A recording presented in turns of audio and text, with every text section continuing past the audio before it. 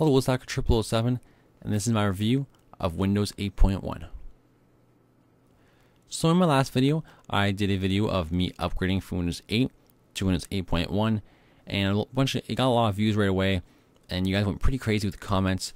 Not just the amount of numbers, but actually people swearing at each other for having pirated versions of Windows, and it's actually pretty fun to read. So if you're interested, feel free to go to that video. It'll be in the description below, and you can watch it. And you can also read the comments.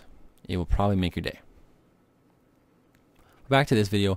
This video is on Windows 8.1 and more of the 0.1 part of that. So basically it's just more of the improvements or new stuff that's in Windows 8. So this video is divided up into about 3 categories. Those being improvements for desktop users, improvements for touch users, and then just overall new stuff. Like, it's not really in a category. Overall though, guys, the update I would suggest installing because it is free and it's just kind of fixes some of the stuff and makes Windows 8 a little less awkward to use. But with no further ado, let's get started with some of the improvements for desktop users.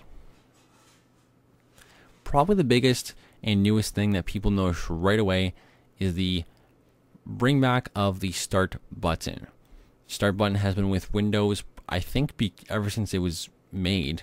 I don't really remember Windows not having a start button or a start button or screen or something. But they brought back the start button right here. When you click on it, it brings you back to the start screen, which some people are pretty pissed off about. But at least they have one. And in my opinion, I'm pretty happy they brought it back, because with a mouse in Windows 8, to get to the start screen, you'd have to put it in the corner.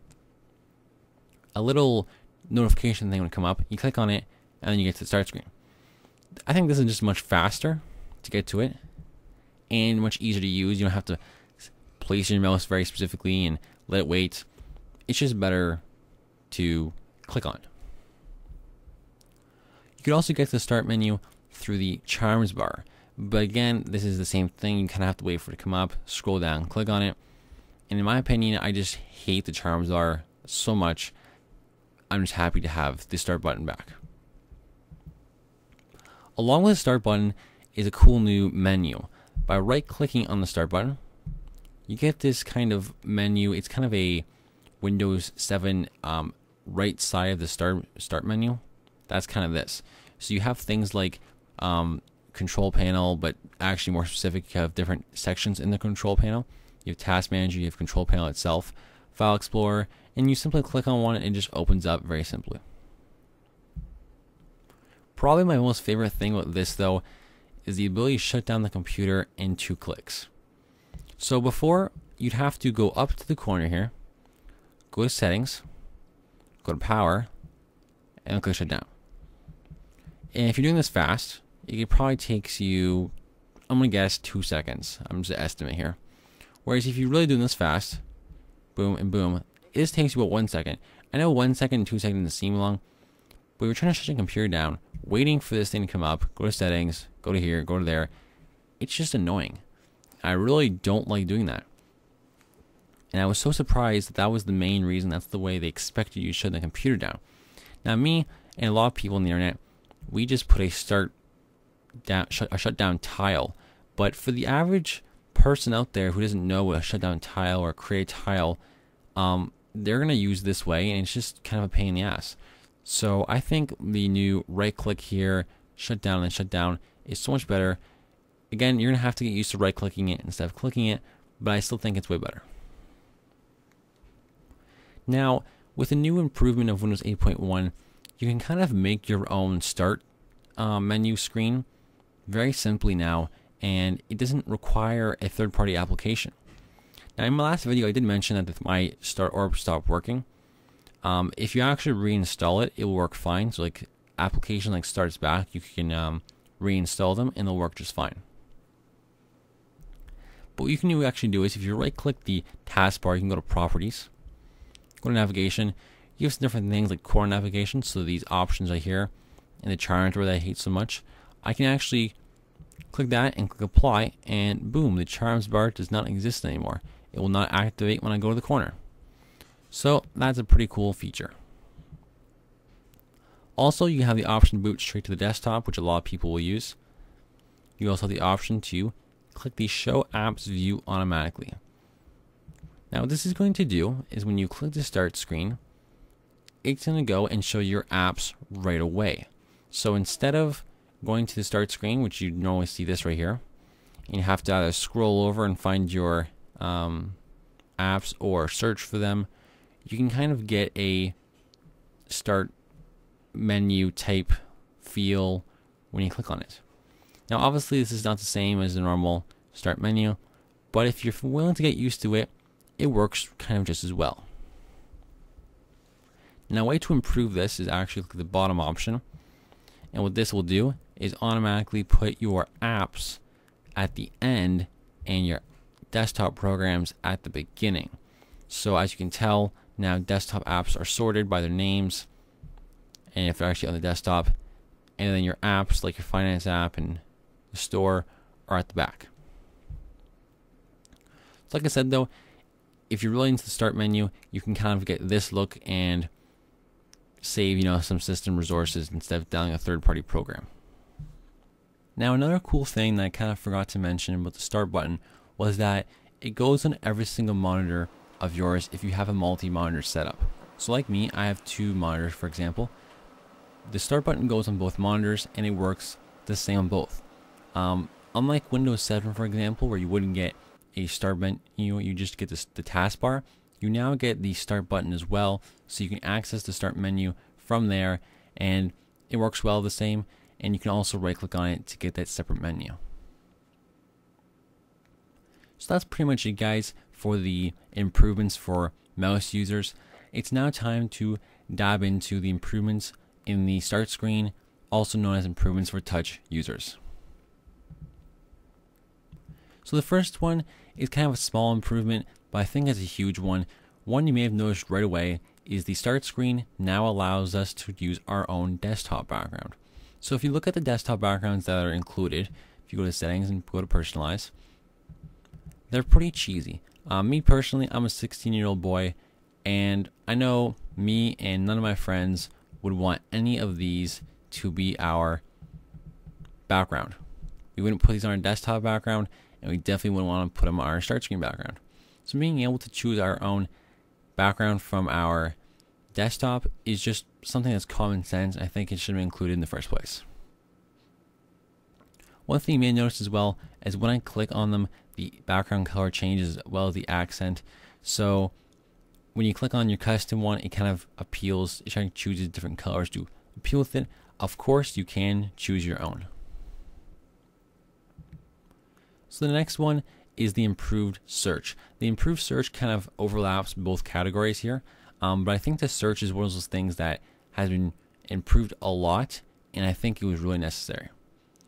So from anywhere you can actually search for a program. So especially if you're using the Windows 8, it's kind of like a start menu. You can search for a program. So let's say I wanted to search for After Effects. I type in AF and you can see that After Effects comes up right away. Along with After Effects comes with anything else that comes with AF. So I have things like I'm Not Afraid, a song, settings, add features, and even a font. Below the bar is some Bing searches. So we have some Bing searches, pretty much self-explanatory there. So the next feature, again, I thought was kind of common sense that it should have included, and I was kind of rather angry when they didn't include it in the first one. This is the snapping feature. So let's say here I'm on the desktop. I may pull this to the side here, and let's say I want to do something else on this one. So let's say I pull up an app.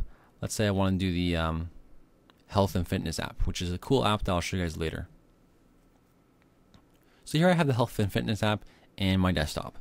So as you can tell, it was 50-50.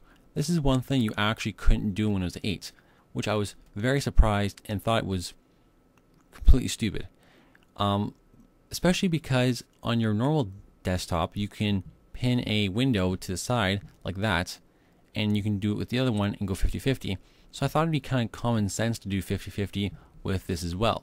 Before, you'd have to do like a 70-30 kind of split, But now it's cool because you can do 70-30, you can do 50-50, 60-40. You can really do any size you want, as long as the apps are compatible, obviously, but most are. So now you can really resize it to whatever you need to see and whatever one you want to take over. Now when you switch into the Metro screen again, and you open up a third app, for example, so maybe the Help and Tips app, you'll notice that it goes here, and you have the option to replace the other app. Now on large monitors, you can go up to 4 different split apps. To have 4 different split apps, though, you do have to have a 27-inch monitor, I believe, if I'm not wrong. So you're going to need a large monitor for that to happen. But at least everyone can do the 50-50 split, which I think is very necessary. So the next improvement that we're talking about is the PC settings app. So here I'll just exit out here. If you type in settings quickly. Now the PC settings has been changed a bit. I'm still not too fond of it right now. They didn't add enough in my opinion, but they have added some more stuff. So you can kind of, now you can customize your display, which is not possible. And the other one, you can change the size of apps, etc., devices. You still can't do as much as you can on, for example, a control panel, but you can do more. Alright, so that is pretty much it for the improvements for touch users. But this next category, which is the improvements on apps, also is an improvement for touch users, so I kind of put that in a different section. Okay, so the improvement on apps. All the apps have been redesigned. So if I open up the Mail app here, you can see that it has been completely changed, and you now have the option to sweep, which basically means you can wipe everything in a certain folder, which is kind of common sense. Not really sure why everything doesn't have it, but you can go here and you can go sweep, and you have the option from the all inbox and block future mail, delete the latest one, blah blah. So you have a bunch of different stuff that you can do now, and it's redesigned, works much better, and there you go. Now some new cool apps are also new. For example, the food and drink app. So here you can see you can add a recipe, you can do a shopping list. Mind you guys though, the only thing with this though is if you're running a desktop computer like me, some of these apps kind of lose their importance because, for example, a shopping list. Well, unless I have a desktop unless I have a laptop or a tablet that I'm bringing, or a phone that I'm bringing to the store, I'm not going to be using a shopping list for a desktop computer. So if you only have a desktop, this is kind of useless. The only app that I kind of really enjoy to see that was added is the health and fitness app. You can go a diet tracker and you can kind of edit your targets. Let's say you want to eat 2,000 calories a day. You can add your food in, and it gives you an estimate of how much you're eating. You can go analysis and see how much carbs and fat and all kinds of crap you're eating. And you even have a exercise tracker, a browse workout, so you can see different workouts that they have for different body parts. You can have a 3D human body, so you can see the muscular system, for example, and you can like look at it and you can kind of scroll around a bit. So it's kind of cool, especially for like young kids. Now another new thing is the Help and Tips app, which I think was essential because a lot of people don't know how to use Windows 8. The Help and Tip app can completely help you with that. You can search it for information, or you can go to the settings. It'll bring you quick settings, quick shutdown, more settings, app settings, tells you how to do that. And you can also go show content for mouse, or so it kind of tells you how to get to it from the mouse or from the touching. Along with that, you can see what's new in Windows 8.1. Some of the stuff like a touch keyboard I can't really show you guys, to be honest. But there are a couple more apps I'm going to show you guys about. The lock screen, unfortunately, I can't show because I can't really call myself. And so yeah, I'm going to have 2 more apps I'm going to show you guys, and then that's pretty much going to be it for this video. So the last 2 apps I'm going to show you guys, one is being the SkyDrive. So SkyDrive now allows touch users, or really just anybody, to browse their files from a kind of touch experience. Now, big icons, you can click on them nicely. Here's some pictures of my iPod that I took when I was like 11 years old. So you can just see, you can swipe back and forth, and it's pretty simple to do. And that's pretty much it. Now you gotta keep in mind though, in order for your files to come up here, they have to be uploaded to the SkyDrive. In about a minute or two, I will talk to you guys about the SkyDrive. The last app I have to show you guys is the Photos app. This is one definite things that I like they changed. The Photos app now allows you to customize a photo like an Android default editor, for example. So you have some options that are pretty default, but they work really well for people who aren't into Photoshop. Like this photo right here, I'm not going to do too much to it. I just want to do some simple stuff. So you can go to basic fixes and you can crop it. So let's say you want to just see just his face here, you can do that. And it nicely shows you what you're going to get from this. You can go apply. You can fix red eye. You can retouch it. So there's a lot of cool things. You can go lighting, you can go to contrast, for example, and drag this little tile around, and it just nicely changes the contrast. You can go to brightness. So you can see I can increase the shadows. So it's a lot of cool stuff that you can do very easily, and you don't need a lot of skill in the Photoshop area to be able to do these. So the last app that has been redesigned is the store. So if we go to the store, it looks much different than it used to.